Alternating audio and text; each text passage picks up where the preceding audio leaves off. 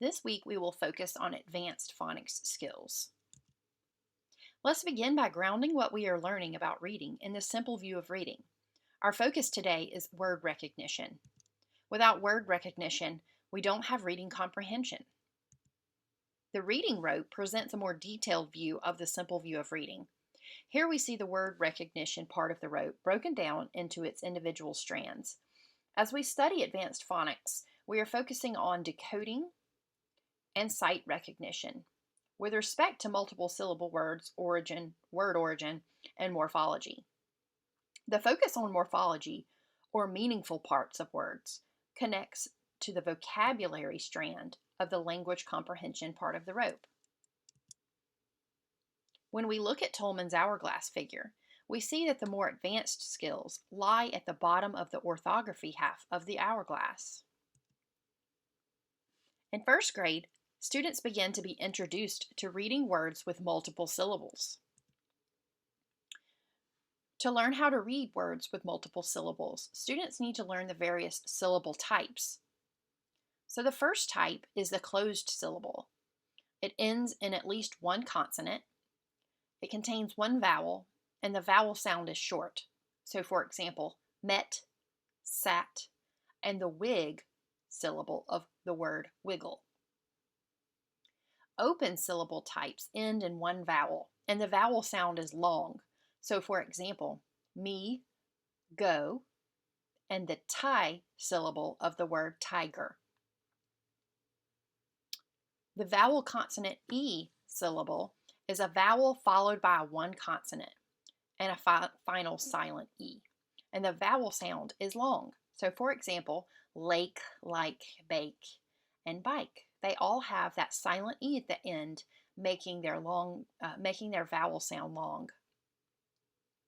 Next, we have the vowel R syllable type, or sometimes called R-controlled. This is because when the vowel is followed by the letter R, the vowel sound is changed. It doesn't make its long sound or its short sound. So for example, in the word car, stir, park, lurk, or the ger syllable in the word tiger. Next, we have vowel pairs, or sometimes called vowel teams. This is when we have two adjacent vowels, and these sounds must be learned individually. So for example, we have the word pale, steep, great, and meat. In each of these syllables, we see two vowels together, making a sound. We don't hear each individual sound. Together, they make one sound.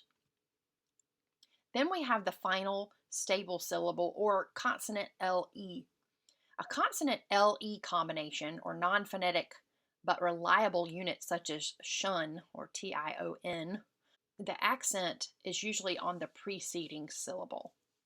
So for example, we have bugle, wiggle, and station.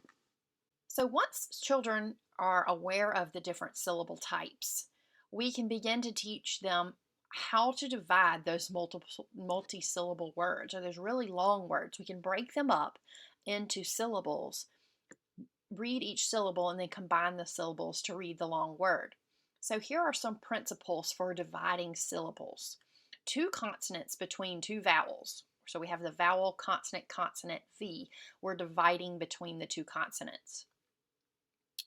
If we have one consonant between two vowels, so for example, the vowel, consonant, vowel, we divide before the consonant first. If it doesn't make sense, we can divide after the consonant. So that's why we see two different examples. We see the V-CV, and then we see the VC-V. So this kind of is where students really need to be paying attention to what would make sense in the sentence. What words do they know? What word does this sound like that they know?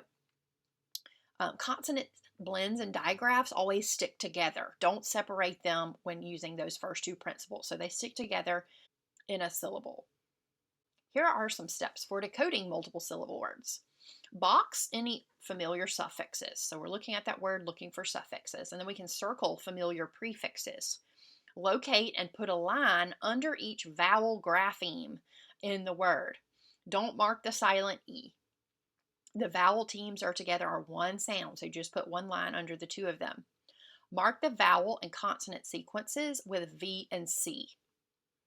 Use knowledge of syllables to decode the vowel sounds. Scoop a pencil under each symbol. Blending sounds left to right. Say the whole word and see if it makes sense. Flex the vowel sound if the word doesn't make sense. And check the context for clarification if necessary. For example, here is our word bunny. So first we need to find our vowel sounds. We have our vowel sound U, our vowel U, and our vowel Y, because Y is sometimes a vowel as well. Then we're going to mark our consonants and vowels. And we see that we have two consonants together, so we're going to put our dividing line there. Then we can blend our first syllable, bun, bun. Then blend our second syllable, ni. Then we blend it together, bunny. Here's another example. Let's underline our vowels. We have our vowel A and our vowel I. Now we're going to mark our consonants and vowels, and we're going to look for our patterns. We see two consonants together there in the middle, so we're going to divide here. And now let's read each syllable. Napkin, napkin. Here's another tricky one. Let's look for our vowels. The ER together is for the vowel sound Let's mark our consonants and vowels. Okay, we have the consonant, vowel, consonant, vowel. So we have that middle consonant there between two vowels. So we're going to divide before the consonant first to make sure it makes sense. So let's blend tie, because this TI is an open syllable. The I is going to make its long sound. Then we blend our second syllable, ger. And then we can put them together, tiger. That makes sense. So I think I blended my syllable, or I broke up my syllable correctly. Here's a really long word. As a first grader, this might be intimidating to you. So first we're going to look for some parts that we know.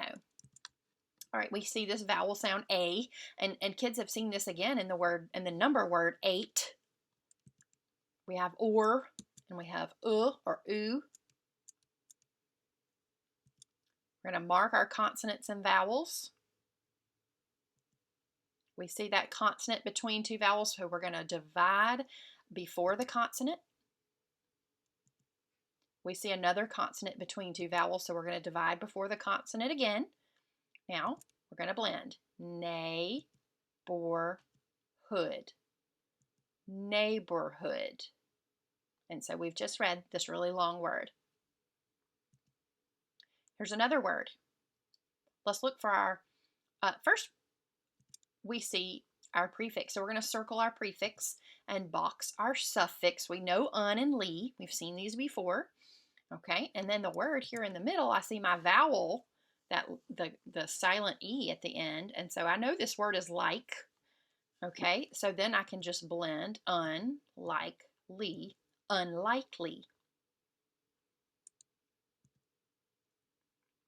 The English language is morphophonological, meaning we spell sound by sound relationships and by morphemes. Morphemes are the smallest meaningful parts of words. Words may contain one or more morphemes. For example, the word climb is one morpheme. But when we add we now have two morphemes, or two meaningful parts. Changes the meaning of climb from the act of going up, usually with hands and feet, to someone who is going up using hands and feet. Morphemes can be free or bound. Free morphemes or base words can stand alone as a word, whereas bound morphemes, including prefixes, roots, and suffixes, must have additional morphemes added. For example, in the word climber, climb is a free morpheme, meaning it can be a word by itself, whereas is a bound morpheme. It must be bound to another morpheme. In this case, it is bound to climb. In this example, we have three morphemes. In, meaning in, spec, meaning to see, and shun, meaning an act or condition. Spect is a root, which is a type of bound morpheme that must have prefixes and suffixes added, as opposed to a base word, which is a free morpheme. We saw a base word in the word climber. Climb was the base word. The words of English are derived from the many cultures that have influenced it. The influence is visible in the ways our words are spelled and structured. This can cause confusion. Many of these spellings are due to where the word originated. Having an understanding of the word's origin helps readers to understand the meaning and spelling of the word. This table presents four major influences on the spellings of English words: Anglo-Saxon, French, Latin, and Greek. Anglo-Saxon derived words feature short one-syllable words, compounds, vowel teams, silent letters, digraphs, diphthongs when we spell, words for common everyday things, and irregular spellings of high-frequency words. So some examples of these are father, touch, does, were, been.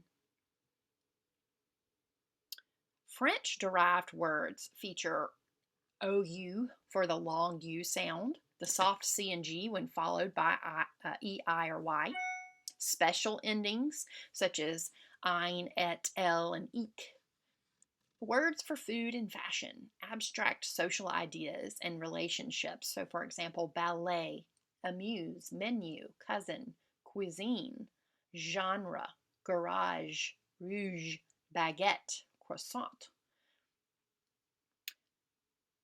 Latin-derived words feature multisyllabic words with prefixes, roots, and suffixes. These are content words found in texts on social sciences, traditional physical sciences, and literature. So, for example, we have animal, natural, territory, solar, stellar, aquarium, mammal, equine. Greek-influenced words or derived words have the PH spelling for the f sound, or the CH to spell k, and Y for the short I or long I sound. They combine forms similar to English compounds, and they're philosophical, mathematical, and scientific terms. For example, gymnasium, character, chronic, atmosphere, hyper, biology, chlorophyll, and physical. In this chart, you can see some specific examples of sound-spelling relationships that are impacted by word origin. For example, CH has three pronunciations due to the influence of three languages. So for CH, for the Anglo-Saxon pronunciation is ch. The French pronunciation of CH is sh. And the Greek pronunciation of CH is k. And you can see the example words for each. The OU spelling in Anglo-Saxon English is ow, or the short U sound. In French, we would hear the long U sound for that spelling. PH in Greek stands for the Greek sound f, or PH is the Greek spelling for the sound f, like in phone and graph. KN is the Anglo-Saxon spelling for n, that silent K. E at the end of a word is the Anglo-Saxon, is from Anglo-Saxon English, is going to be silent. So it's that silent E, or the magic E that we hear at, or don't hear at the ends of words. We see them at the ends of words, but we don't hear them. And in Greek, we have that long E at the end stands for the long E sound. So for example, catastrophe, acme, apostrophe. In this video, we examined the final three skills listed at the bottom of Tolman's hourglass figure. These three skills make up advanced phonics, which begins to be taught in first grade.